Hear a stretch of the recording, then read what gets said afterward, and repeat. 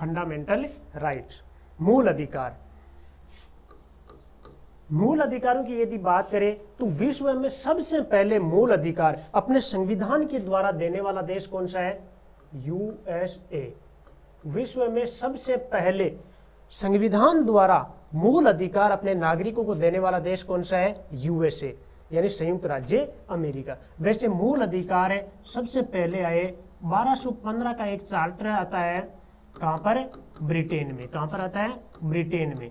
और ब्रिटेन में वहां के नागरिकों को इस चार्टर द्वारा मूल अधिकारों को देने की बात की गई, इसलिए मूल अधिकारों का मैग्ना कार्टा कहा जाता है 1215 के अधिकार पत्र को या चार्टर एक्ट को।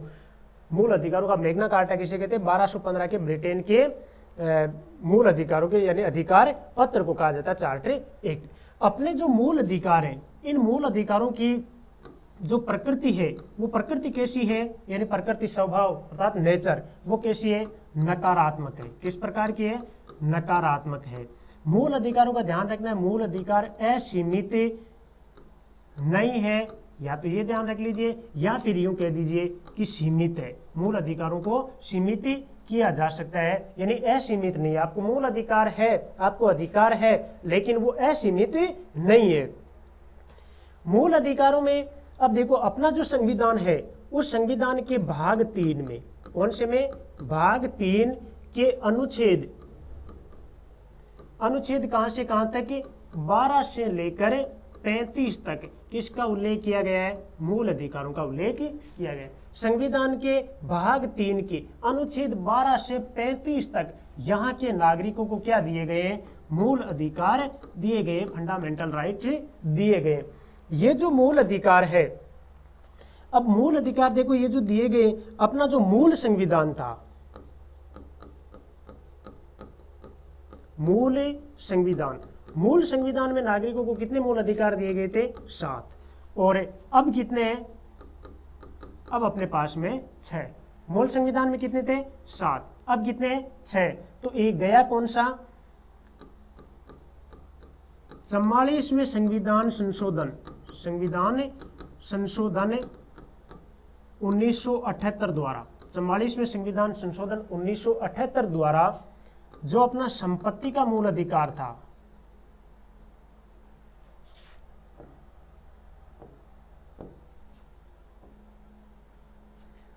चवालीसवें संविधान संशोधन 1978 द्वारा जो संपत्ति का मूल अधिकार था उसको क्या कर दिया गया? समाप्त कर दिया गया। 44वें संविधान संशोधन 1978 के द्वारा संपत्ति का मूल अधिकार था उसको समाप्त कर दिया गया था। ये जो संपत्ति वाला मूल अधिकार था ये था अपने अनुच्छेद 31 में, वहां से इसको क्या कर दिया गया? हटा दिया गया। और अब ये मूल अधिकार नहीं है, कानूनन अधिकार हुआ है। तो अब अपने पास में कितने मूल अधिकार है? 6 मूल अधिकार है। तो एक एक करके अपन मूल अधिकारों को देखते हैं। सबसे जो पहला है वो है समानता का अधिकार। कौन सा अधिकार है? समानता का अधिकार। पहला जो मूल अधिकार है वो है समानता का अधिकार। और समानता का मूल अधिकार है अपने अनुच्छेद 14 से लेकर 18 तक। कहां से कहां तक है? अनुच्छेद 14 से लेकर 18 तक है समानता का अधिकार। इस समानता का जो अधिकार है इसमें सबसे पहले अनुच्छेद 14 के तहत सभी व्यक्ति, थोड़ा सा मैं इसके पीछे आपको बताता हूं, अनुच्छेद 12 और 13 बच गए, पहले वो देख लेते हैं। उनमें ज्यादा कुछ नहीं है, थोड़ा सा है, लेकिन कई बार वहां से क्वेश्चन आते हैं। अनुच्छेद 12 और अनुच्छेद 13।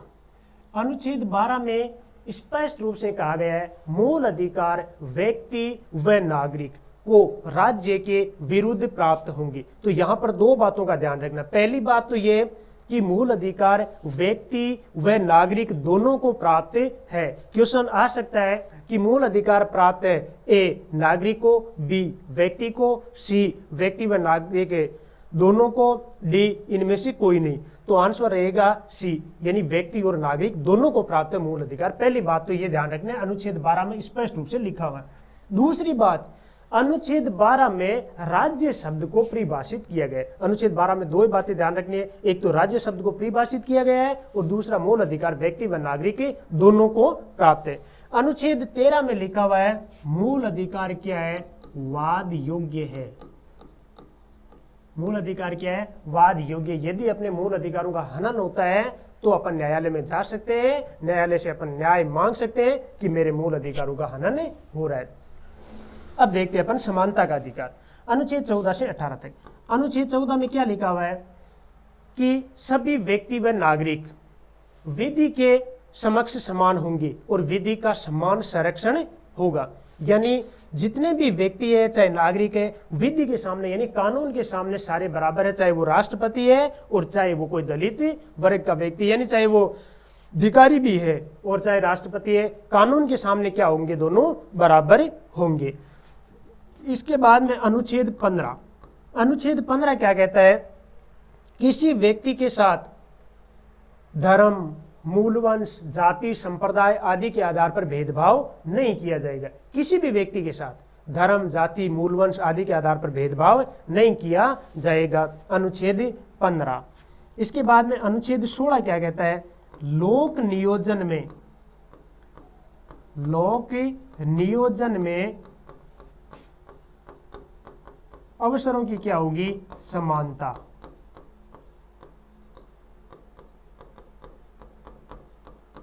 लोक नियोजन में अवसरों की क्या होगी? समानता। सभी को एक समान अधिकार है अवसर प्राप्त करने की। जैसे प्रतियोगी परीक्षाएं आते हैं, मान लो कि पद 5 है, फॉर्म 5 लाख भरे गए, तो सभी के पास में बराबर विकल्प है कि उन 5 पदों पर नियुक्त हो जाए। भाई 5 से ज्यादा तो हो नहीं सकते, लेकिन ऐसा नहीं है कि उनमें से किसी 5 को पकड़ लिया कि यही 5 नियुक्त होंगे। तो यानी इसी को कहते हैं लोक नियोजन में अवसरों की समानता। और यदि अवसरों की समानता मिलेगी तो अपने आप प्रतिष्ठा अपने को मिलेगी। जो अपने प्रस्तावना में पढ़ा ना कि अवसर व प्रतिष्ठा की समानता, वो यहीं पे है, अवसर व प्रतिष्ठा की समानता। तो लोक नियोजन में अवसरों की समानता।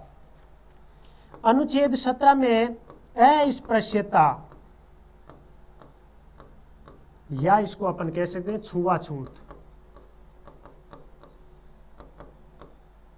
अस्पृश्यता या छुआछूत पर क्या लगाई गई है? रोक लगाई गई है। यानी आप किसी के साथ में छुआछूत जैसा भेदभाव नहीं कर सकते। अनुच्छेद 18 है, इसमें क्या किया गया है? उपाधियों का अंत। उपाधियों का अंत। सेना और शिक्षा को छोड़कर किसी भी प्रकार की कोई उपाधि नहीं दी जा सकती है और नहीं आप ले सकते, यानी उपाधियों का अंत। तो पहला समानता का अधिकार अनुच्छेद 14 के तहत है, विधि का समान संरक्षण, विधि का समान संरक्षण और विधि के समक्ष समान। लोक नियोजन में 15 है, धर्म, मूलवंश, जाति के आधार पर कोई भेदभाव नहीं करेगा। 16 में लोक नियोजन में अवसरों की आपको समानता है। 17 अस्पृश्यता या छुआछूत पर रोक लगाई गई है और 18 आपको उपाधियों का अंत, यानी शिक्षा और सेना को छोड़कर उपाधियों का अंत किया गया। यह था अपना अनुच्छेद पहला, समानता का अधिकार। नंबर 2, दूसरा है स्वतंत्रता का अधिकार। स्वतंत्रता का अधिकार, स्वतंत्रता का अधिकार है, ये है अपने अनुच्छेद 19 से लेकर 22 तक। अनुच्छेद 19 से लेकर 22 तक के विभिन्न प्रकार की, अब देखो अनुच्छेद 19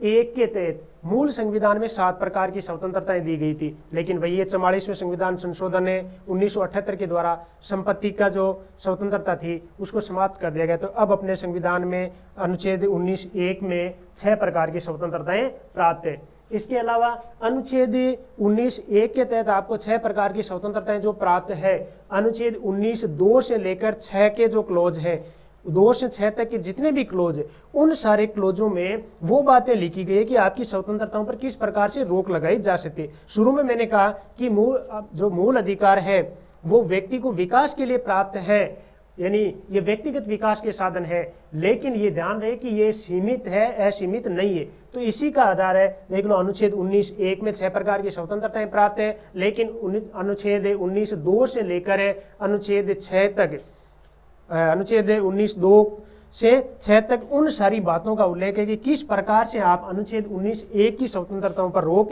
लगा सकते हैं। तो अब काफी महत्वपूर्ण अनुच्छेद 19 ध्यान रखना है। अनुच्छेद 19(1) मैं इसकी जितनी भी स्वतंत्रता है वो सारी आपको बता रहा हूं। नंबर 1, इसमें आपको विचार अभिव्यक्ति, जो अपन ने प्रस्तावना में देखी ना, वो यहीं से ली गई है। विचार अभिव्यक्ति की आपको क्या है, स्वतंत्रता है। आप अपना विचार रख सकते हैं, अपने विचारों को अभिव्यक्त कर सकते हैं, आप अपना विचार कर सकते हैं। अब मान लो कि आपका विचार हो सकता है सफल हो या न हो, वो बात अलग है, लेकिन आप विचार कर सकते हो, किसी के बारे में कोई कुछ भी आप सोच सकते हो। अब वो आप पर डिपेंड है कि आप किस प्रकार से सोचते हो। अपना जो विचार है वो अभिव्यक्त कर सकते हो, यानी अगले को आप कह सकते हो कि भाई मेरा तो ये विचार, आपका क्या ख्याल है। हो सकता है अगला हाँ कर दे या ना कर दे, वो बात आगे की। तो विचार अभिव्यक्ति। इसके अलावा चलचित्र प्रकाशन, चलचित्र प्रकाशन की क्या आपको छूट है।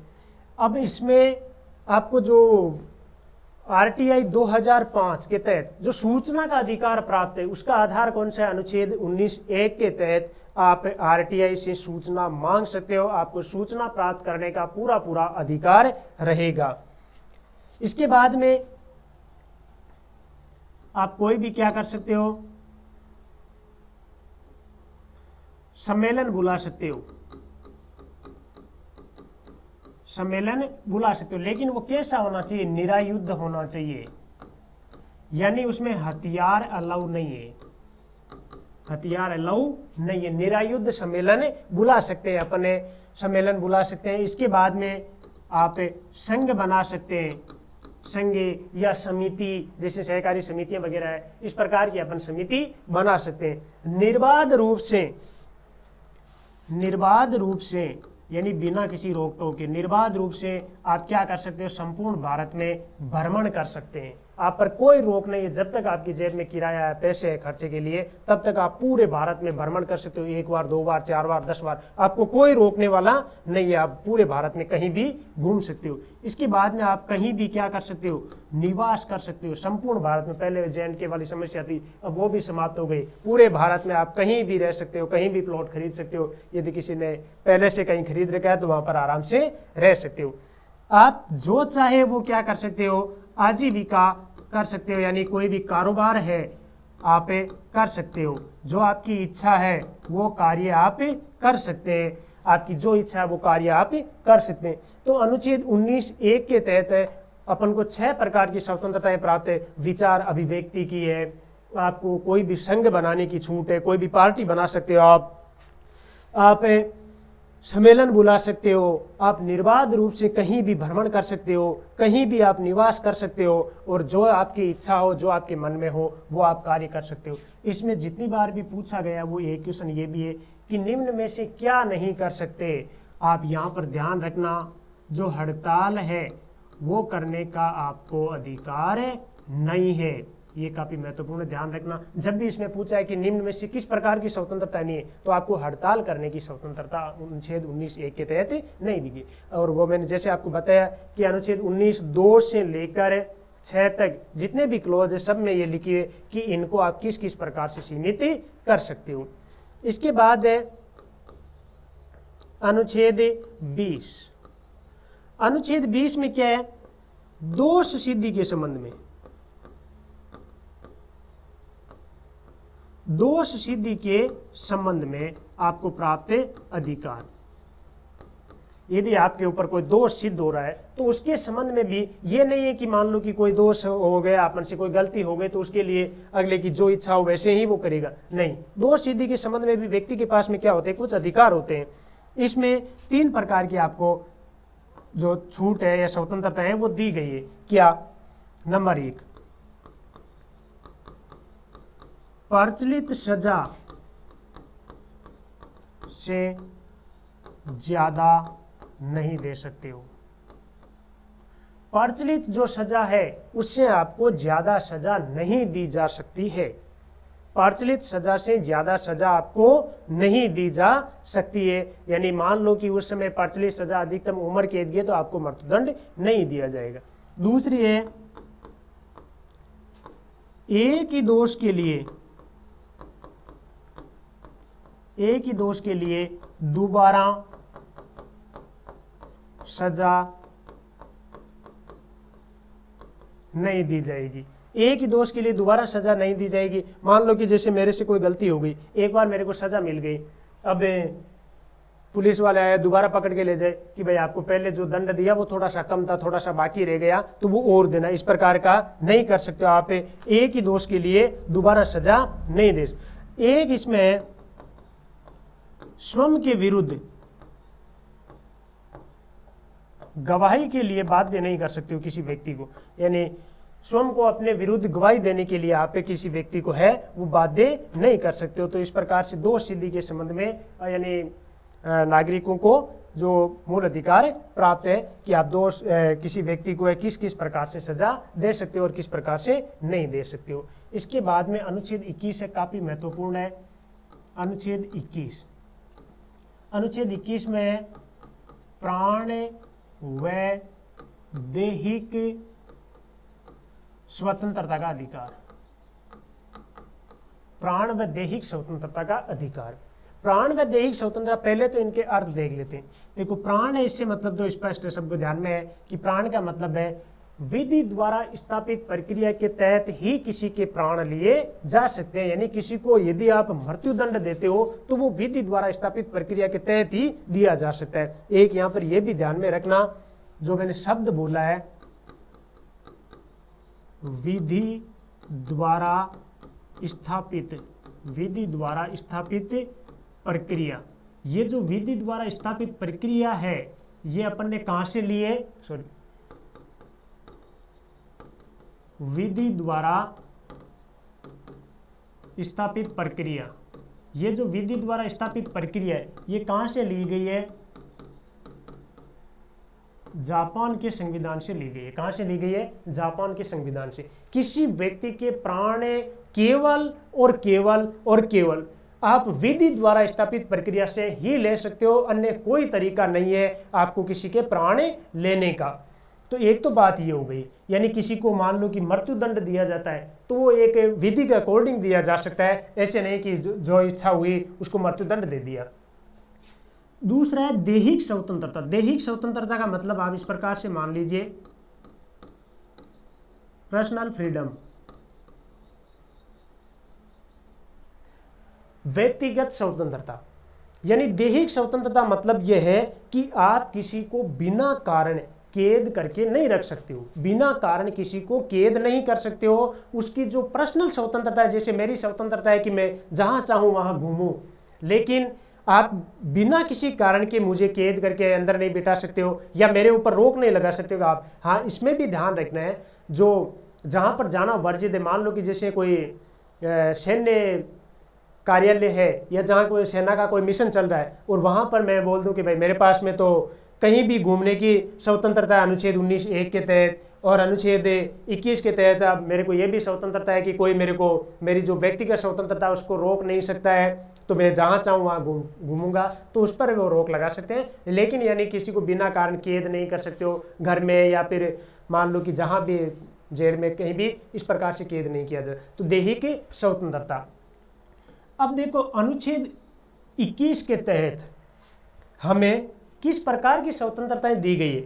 यहां पर अपन ने क्या देखा, अनुच्छेद 19(1) में विचार अभिव्यक्ति की इस प्रकार की स्वतंत्रताएं देखी। यहां पर आपको अनुच्छेद 21 में यानी प्राण व दैहिक स्वतंत्रता है, तो प्राण व दैहिक में आपको देखो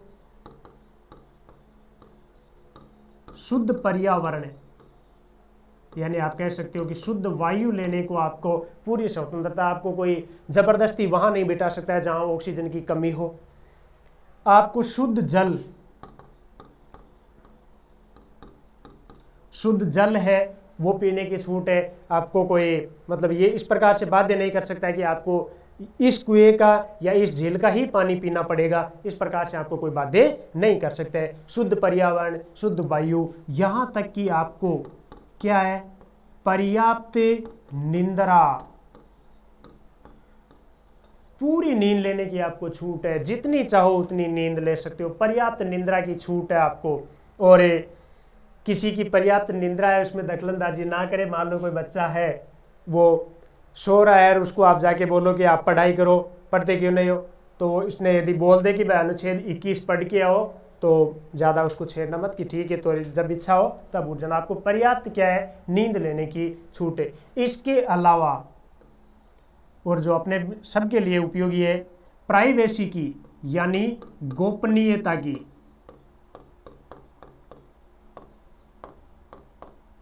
या निजता की, जो अभी शामिल की है पिछले थोड़े दिनों पहले।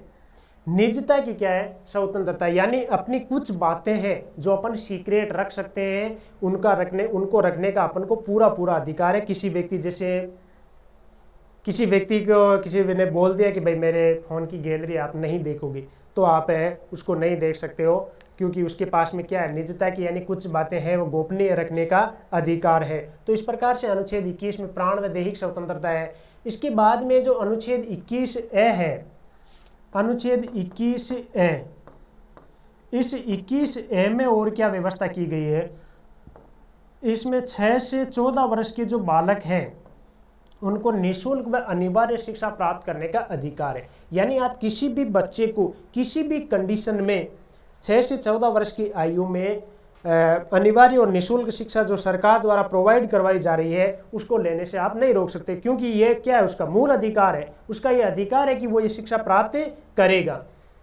और यहाँ पर अपन को ध्यान ये रखना है, अनुच्छेद 20 और अनुच्छेद 21 किसी भी कंडीशन में निलंबित नहीं होते हैं। किसी भी कंडीशन में ये जो दो अधिकार हैं वो निलंबित नहीं होते। अनुच्छेद 20 और अनुच्छेद 21 से किसी भी सिचुएशन में निलंबित नहीं किए जाएंगे। तो ये था अपना अनुच्छेद 20, अनुच्छेद 21 स्वतंत्रता के अधिकार में। स्वतंत्रता वाले में लास्ट बचा है अनुच्छेद 22। अनुच्छेद 22 में गिरफ्तार व्यक्ति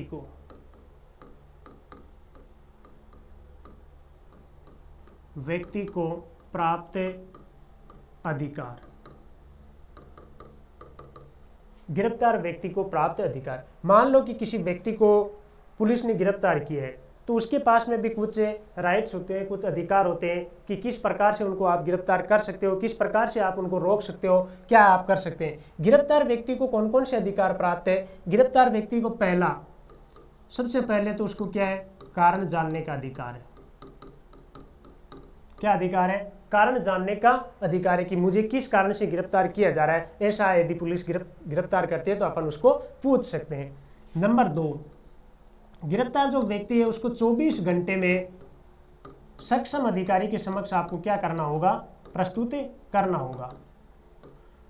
यानी एसडीएम वगैरह है उनके समक्ष आपको क्या करना होगा, मजिस्ट्रेट के पास में आपको उनको भेजना होगा 24 घंटे में। अब ध्यान रहे कि 24 घंटे में जो रास्ते का समय है वो नहीं जोड़ा जाएगा। मान लो कि यहाँ पर मैंने छोटा सा अपराध कर दिया और मैं तमिलनाडु भाग गया, अब तमिलनाडु से लाने में भाई काफ़ी टाइम लगता है, मान लो कि फ्लाइट में तो लेके आने से रही, तो ऐसे में जो रास्ते का समय है वो इसमें काउंट नहीं किया जाता है। और नंबर 3 है कि उसको अपना क्या है, वकील से सलाह लेने का अधिकार है। अपने जो पर्सनल वकील है उससे विचार विमर्श करने का, उससे सलाह लेने का उसके पास में क्या है, अधिकार है। तो इस प्रकार से अनुच्छेद 22 में गिरफ्तार व्यक्ति के लिए कुछ अधिकार है। अगला जो नंबर 3 है मूल अधिकार, वो है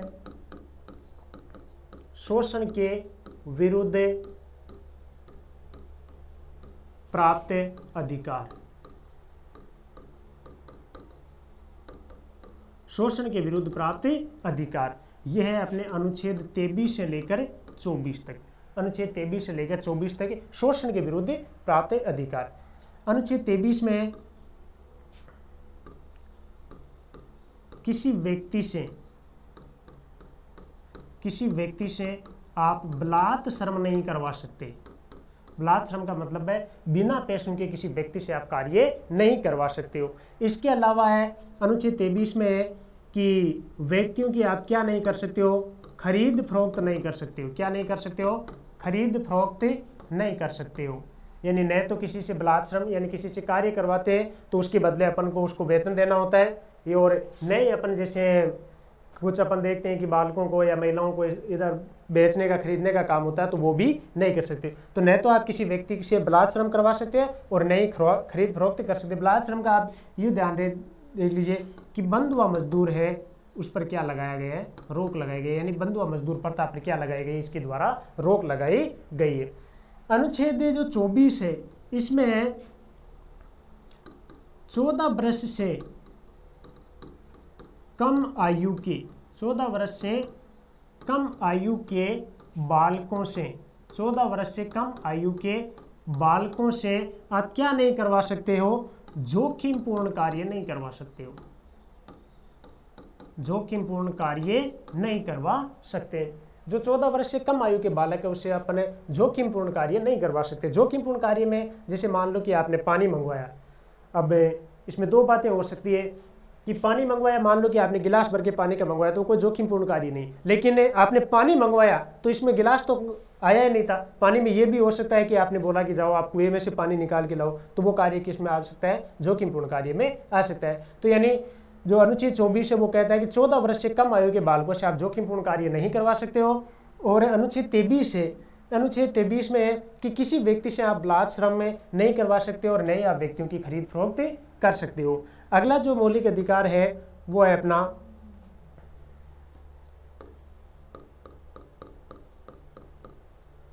धार्मिक स्वतंत्रता का अधिकार। धार्मिक स्वतंत्रता का अधिकार है 25 से 28 तक, अनुच्छेद 25 से 28 तक। कई बार ये डायरेक्ट दे के पूछा जा सकता है कि धार्मिक स्वतंत्रता का उल्लेख है अनुच्छेद 14 से 18 तक, 19 से 22 तक, 23 से 24 तक या 25 से 28 तक। ये भी ध्यान में रखना है कि कहाँ से कहाँ तक है। धार्मिक स्वतंत्रता का अधिकार है यानी इसमें अनुच्छेद 25 में दिया गया है आप किसी भी धर्म को मान सकते हो, धर्म को मान सकते हो, उसमें क्या कर सकते हो, आप विश्वास कर सकते हो और क्या कर सकते हो, उसकी आप उपासना कर सकते हो। जो अपन ने प्रस्तावना में 5 प्रकार की स्वतंत्रताएं पढ़ी, 2 तो आई अपने अनुच्छेद 19(1) में विचार और अभिव्यक्ति को, और 3 आती है अनुच्छेद 25 में धर्म, विश्वास और उपासना की। आप किसी भी धर्म को मान सकते हो। उसके यानी कहने का मतलब है अंतःकरण के मामले में क्या है, अपन पूर्णतः स्वतंत्रता, किसी भी धर्म का अपना सकते हैं, उसमें विश्वास कर सकते हैं, उसकी उपासना कर सकते हैं। इस मामले में क्या है, आप पूरी तरह स्वतंत्र हैं। इसके बाद में आपको धार्मिक प्रबंधन में धार्मिक प्रबंधन की स्वतंत्रता। धार्मिक प्रबंधन की स्वतंत्रता से तात्पर्य यहाँ पर ये मान लो कि किसी धर्म के विकास के लिए या किसी मंदिर को बनाने के लिए कुछ चंदा इकट्ठा किया जा रहा है, तो आपको कोई उसमें चंदा देने के लिए बाध्य नहीं कर सकता। यानी धार्मिक प्रबंधन के मामले में क्या आप स्वतंत्र, आपकी इच्छा है तो आप धार्मिक प्रबंधन के लिए दे सकते हो, अदरवाइज न दे तो आपको कोई बाध्य नहीं कर सकता है। इसके बाद में जो धार्मिक प्रबंधन के लिए कुछ जो राशि एकत्रित की जाती है उसकी जो कर अदायगी होती है, उस कर अदायगी में क्या होती है, एक निश्चित राशि तक क्या होती है, उनको छूट होती है कि भाई आप यहाँ तक मान लो किसी धार्मिक कार्य से कोई जो पैसे एकत्रित किए गए उनके ऊपर टैक्स नहीं लगेगा, तो कर अदायगी में छूट है। अनुच्छेद 25 में क्या है, धर्म, विश्वास और उपासना की आपको छूट है। अनुच्छेद 26 में क्या है, धार्मिक प्रबंधन की स्वतंत्रता है। अनुच्छेद 27 है जो कर अदायगी, उसमें क्या है, एक निश्चित राशि तक आपको छूट है। अनुच्छेद 28 इसमें सबसे ज़्यादा महत्वपूर्ण अनुच्छेद 28। अनुच्छेद 28 में थोड़ा सा ध्यान रखना, 26 और 27 में ज़्यादा महत्वपूर्ण है, एक 25वां ठीक है, इसके बाद में 28वां महत्वपूर्ण है। 28वें में क्या है कि आप विद्यालयों में धार्मिक शिक्षा नहीं दे सकते, धार्मिक शिक्षा नहीं दी जाएगी।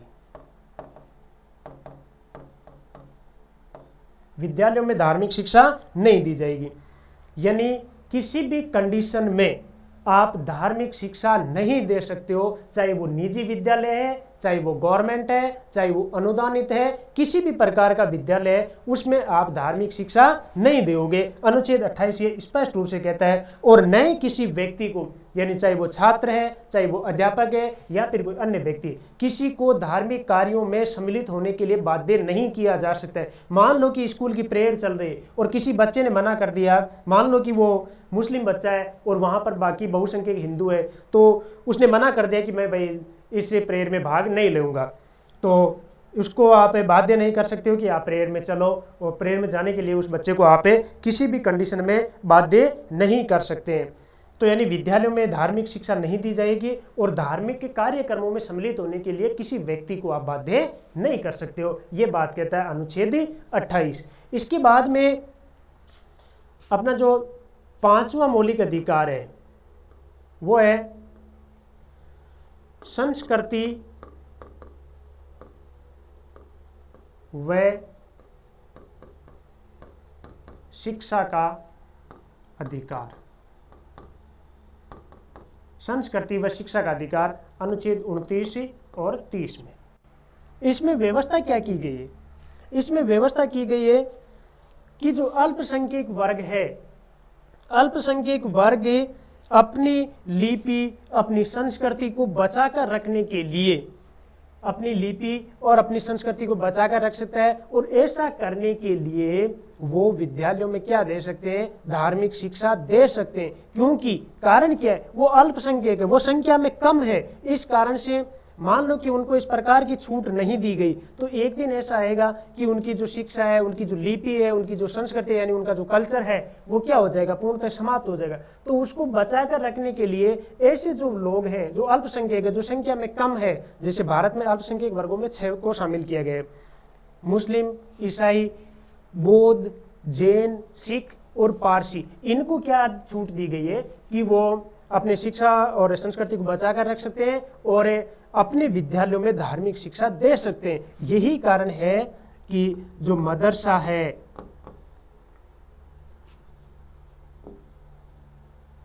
चाहे वो आप मदरसा मान लो या फिर मकतब मान लो, इनमें जो धार्मिक शिक्षा दी जाती है उसका आधार कौन सा है? संस्कृति व शिक्षा का अधिकार। यह था अपना अनुच्छेद 30 तक के, यानी 5 मौलिक अधिकार। एक छठा जो मौलिक अधिकार है अपने संपत्ति का था, वो समाप्त हो गया। इसके बाद में जो सबसे ज्यादा, यानी यहाँ तक अपन ने जितने भी अधिकार पढ़े, यदि अगला मौलिक अधिकार अनुच्छेद 32 वाला नहीं होता तो इनकी कोई वैल्यू नहीं थी, क्योंकि ये इनको जब चाहे लोग इनका हनन कर सकते। लेकिन अनुच्छेद 32 है जो मौलिक अधिकारों में काफी महत्वपूर्ण है।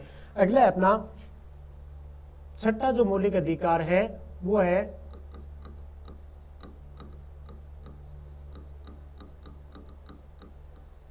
संवैधानिक उपचारों का अधिकार या मौलिक अधिकार। संवैधानिक उपचारों का अधिकार या संवैधानिक उपचारों का मौलिक अधिकार, और यह है अनुच्छेद 32 में। किस अनुच्छेद में है? 32 में। डॉक्टर भीमराव अंबेडकर, उन्होंने इसको कहा था मूल अधिकारों की आत्मा। क्या कहा था? मूल अधिकारों की आत्मा। और कहा कि अनुच्छेद 32 के बिना जो मूल अधिकारों वाला पार्ट है वो क्या है? एकदम शून्य है, उसका कोई औचित्य नहीं है, उसकी कोई वैल्यू नहीं है। क्योंकि जब तक अपना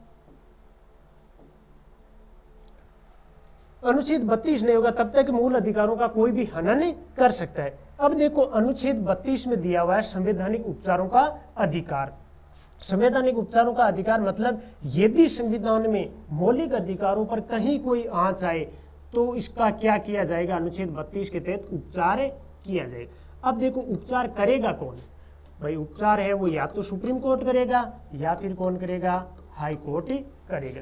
यहाँ पर ध्यान रखना है, जो मूल अधिकार है, जो मूल अधिकार है वो सुप्रीम कोर्ट और हाई कोर्ट दोनों के ही किस क्षेत्राधिकार में आते हैं?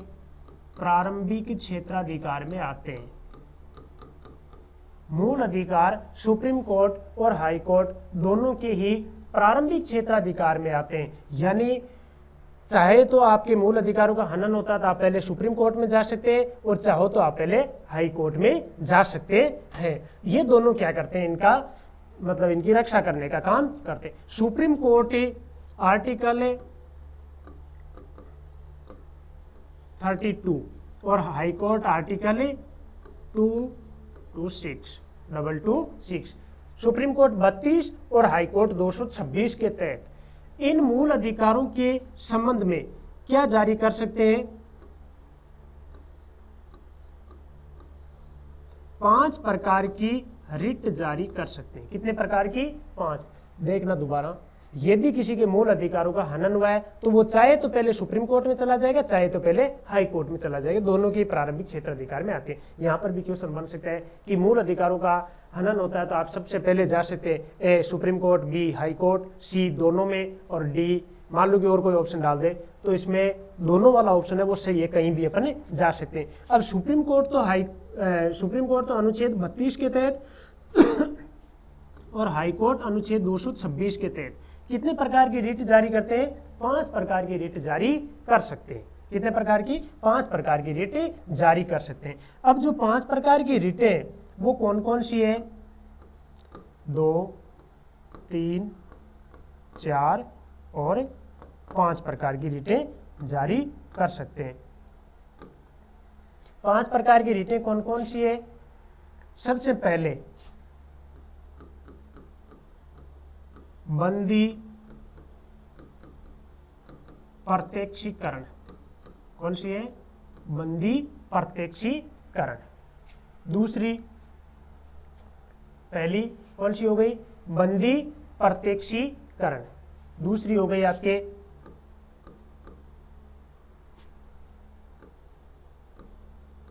प्रतिषेध। कौन सी हो गई? प्रतिषेध।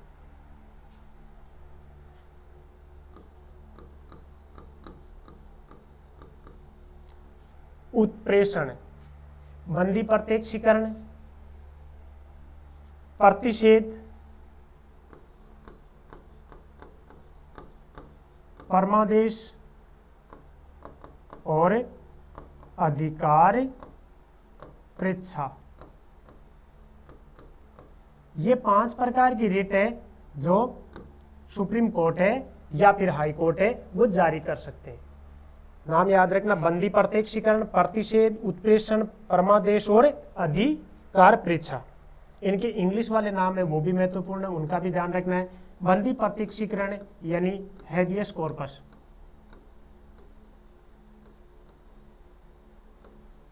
Habeas corpus. प्रतिषेध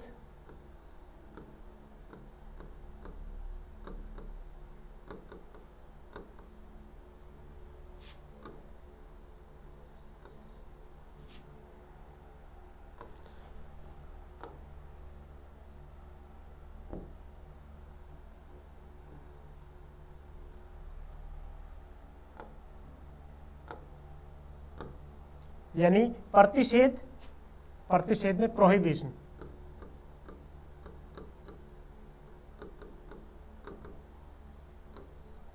हैबियस कॉर्पस, प्रोहिबिशन, उत्प्रेषण,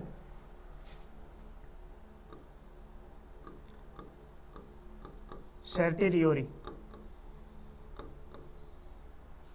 परमादेश,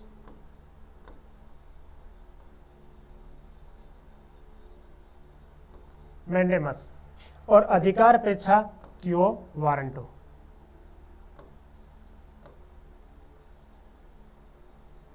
क्यो वारंटो। बंदी प्रत्यक्षीकरण हैबियस कॉर्पस, प्रतिषेध प्रोहिबिशन, उत्प्रेषण सर्टिरियोरी, परमादेश मैंडेमस, अधिकार परीक्षा क्यो वारंटो। अब इनके द्वारा होता क्या है? बंदी प्रत्यक्षीकरण, मान लो कि किसी व्यक्ति को बंदी बनाया गया है, चाहे वो गवर्नमेंट के द्वारा बनाया गया है या फिर निजी आधार पर बनाया गया, किसी भी आधार पर बंदी बनाया गया है तो वो व्यक्ति हाई कोर्ट में या सुप्रीम कोर्ट में जाके रिट लगा सकता है कि सर एक ऐसी रिट जारी कीजिए कि मुझे बंदी बनाया गया है, इससे मुझे स्वतंत्रता दिलाने के लिए इस अनुच्छेद के तहत मुझे इस प्रकार की रिट आप जारी कर दीजिए। तो बंदी प्रत्यक्षीकरण, इसमें सुप्रीम कोर्ट या हाई कोर्ट कहता है कि जिस व्यक्ति को बंदी बनाया गया, जिस व्यक्ति को आपने कैद करके रखा है, उस व्यक्ति को सशरीर यानी विथ और बॉडी हमें हमारे सामने प्रस्तुत किया जाए, हैबियस कॉर्पस। दूसरा है प्रतिषेध, प्रोहिबिशन। प्रतिषेध में मान लो कि कोई व्यक्ति अपने कार्य क्षेत्र से बाहर जाकर कार्य करता है तो उसको कार्य करने से इसके द्वारा क्या किया जाता है? रोका जाता है प्रतिषेध के द्वारा। उत्प्रेषण, कोई व्यक्ति अपने कार्य क्षेत्र से बाहर जाकर कार्य करता है तो इसमें भी उसको रोका जाता है। दोनों में क्या किया जाता है? काम में दोनों में थोड़ा सा ध्यान रखना, अंतर है, छोटा सा है। कार्य क्षेत्र से बाहर जाकर कार्य करना, कार्य क्षेत्र से बाहर जाकर कार्य करना, दोनों में एक ही बात है, कार्य क्षेत्र से बाहर जाकर कार्य करने से रोका जाता है। लेकिन अंतर क्या है, प्रतिषेध में तो क्या होता है कि कार्य के दौरान रोका जाता है, प्रतिषेध में तो क्या होता है कि कार्य होने के पश्चात रोका जाता है, कार्य हो गया उसके बाद में उसको रोका जाता है कि आपके ये कार्य क्षेत्र में नहीं था, आपने गलती कर दिया।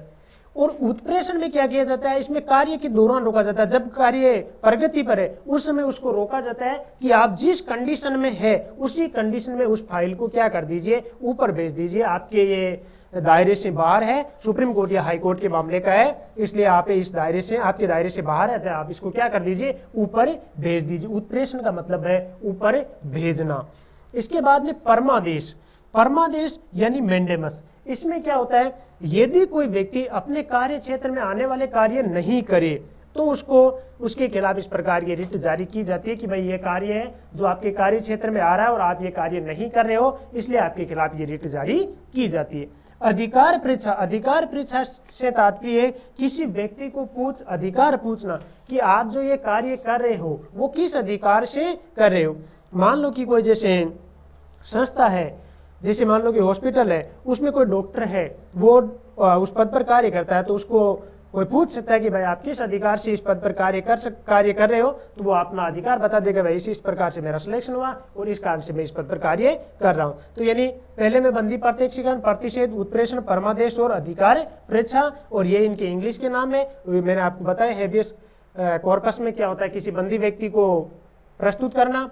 प्रतिषेध में कार्य क्षेत्र से बाहर जाकर कार्य करने पर रोका जाता है लेकिन कार्य होने के पश्चात। उत्प्रेषण में कार्य क्षेत्र से बाहर जाकर कार्य करने पर रोका जाता है लेकिन कार्य के दौरान रोका जाता है। परमादेश में यदि कोई व्यक्ति अपने कार्य क्षेत्र में आने वाले कार्य नहीं करता तो उसको रोका जाता है। और अधिकार परीक्षा में किसी व्यक्ति को अधिकार पूछा जाता है कि आप किस अधिकार से ये कार्य कर रहे हो। तो इस प्रकार से 5 प्रकार की रिटें हैं जो सुप्रीम कोर्ट और हाई कोर्ट के द्वारा जारी की जाती है। तो ये थे अपने मूल अधिकार। अब देखो मूल अधिकारों में 3 अनुच्छेद और बच गए। अपन ने 12 से लेकर 32 तक पढ़ा है। अनुच्छेद 33 में क्या है, अनुच्छेद 33 में है मूल अधिकार सैन्य अर्धसैन्य बलों पर भी क्या होंगे, लागू होंगे, लेकिन सीमित।